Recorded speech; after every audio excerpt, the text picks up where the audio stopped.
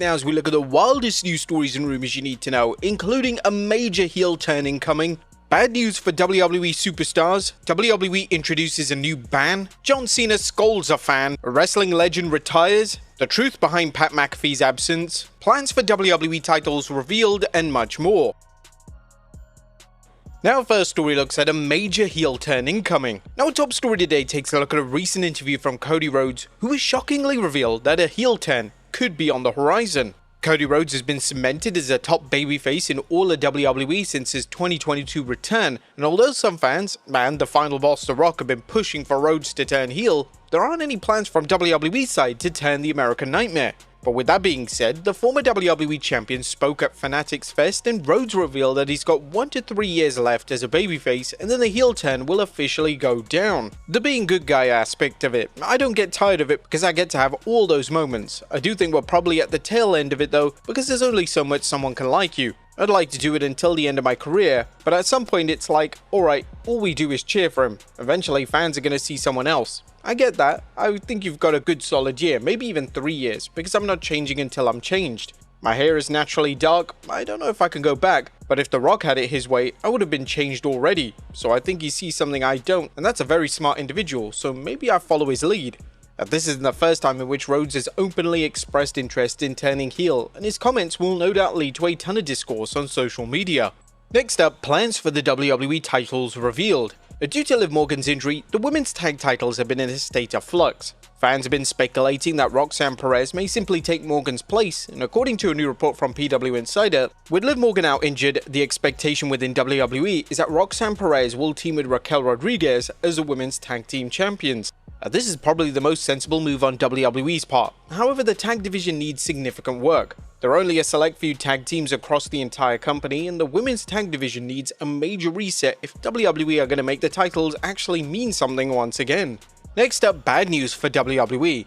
Now, sadly, there's been some WWE injuries that have been reported. According to the reliable Bodyslam.net, WWE star Chad Gable is officially on the shelf with an injury. Sources have confirmed to us at Bodyslam.net that the angle with Penta and Chad Gable was done because Gable is currently dealing with an undisclosed injury. The segment was put together to write him off or reduce his workload temporarily while he recovers. No timeline has been given and no details on the exact nature of the injury have been shared internally beyond undisclosed, but it was significant enough to require the change. Gable has been WWE's workhorse in recent months, and during Money in the Bank weekend, he's wrestled a total of 3 times between Worlds Collide, Money in the Bank, and the post-PLE Raw. This hectic workload was bound to catch up with Gable, and hopefully he's able to take it easy until he fully recovers. It's also been reported that Gable's former tag partner Otis is out of action. According to WrestleVotes, it's unknown if Otis is hurt or is just taking time away from WWE due to personal reasons. It sadly also means another injury, as El Grande Americano is also injured as well. It could only mean one thing: Otis is El Grande Americano. But the bad news continues on, as where is Drew McIntyre? Drew McIntyre hasn't been seen on WWE programming since losing to Damian Priest. And whilst fans may be expecting McIntyre to return in time for SummerSlam, there's no imminent return set for the former WWE champion. According to WrestleVotes Radio, nothing is in the pipeline, but when he does return, he should be put right back into the main event scene. Now, it's believed that McIntyre was working hurt for quite a while, and his extended leave of absence is WWE's way of giving him a chance to heal and rest up. Hopefully he comes back even stronger. Next up, WWE trademark a new nickname. The Wise Man is no more, as WWE are officially calling Paul Heyman the Oracle. WWE are so adamant on making this new nickname stick that they recently filed the official legal trademark for the term. WWE trademarking the new nickname indicates that Heyman and Seth Rollins' alliance is a long-term plan, and WWE will do their best to get this new nickname over with the fans. Next up, WWE introduces a new ban. Now, it's an unwritten rule that WWE fans aren't allowed to film content at Raw and SmackDown. Whilst this has been an unofficial rule for years, fans still proceed to do it, and unless WWE and the arena are feeling overly strict, they just let fans record without a fuss. However, as of Raw this week, WWE have had a massive crackdown on fans taking photos or videos during the show. One fan who attended Raw this week took to X to state, WWE apparently has a policy, I don't know if it's new but I've never heard it before, where you aren't allowed to take pictures or videos during the show, and our security people are harder about it. I'll be at AEW shows moving forward, laughing my ass off, exhausting.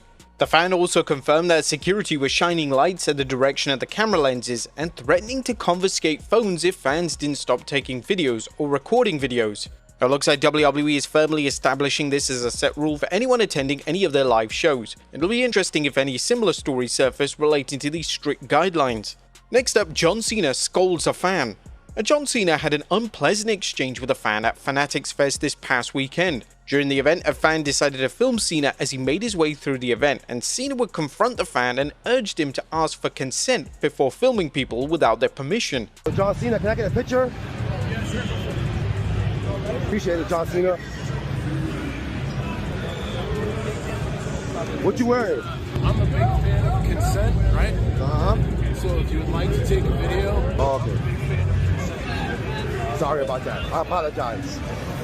Moments later, Cena would then return to the fan and apologize for walking away from him, but he reiterated that it's always important to ask for permission before sticking a camera in someone's face.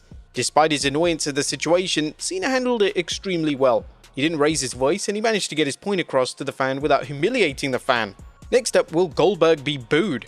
Well, one wrestling veteran believes that Goldberg could be booed in his final ever match. According to Tommy Dreamer on Busted Open Radio yesterday, due to how WWE handled Goldberg's Raw segment this week, he believes that fans may firmly side with Gunther in the upcoming World Title Showdown. When I was listening to it, Goldberg came across more as the aggressor. We talked about tone and inflection. I thought this should have been more of a humble Bill Goldberg than "I'm gonna kick your ass." All that stuff could come across as arrogant. And then I heard Gunther's promo and I knew he was right. The fans are cheering for Gunther. Hopefully the fans don't boo Bill Goldberg on his last match, because they were certainly cheering for Gunther. A Dreamer shares similar feelings to fans on social media, as a lot of the criticism that was directed at the segment stated that Goldberg came across as cocky and didn't feel like a babyface presentation.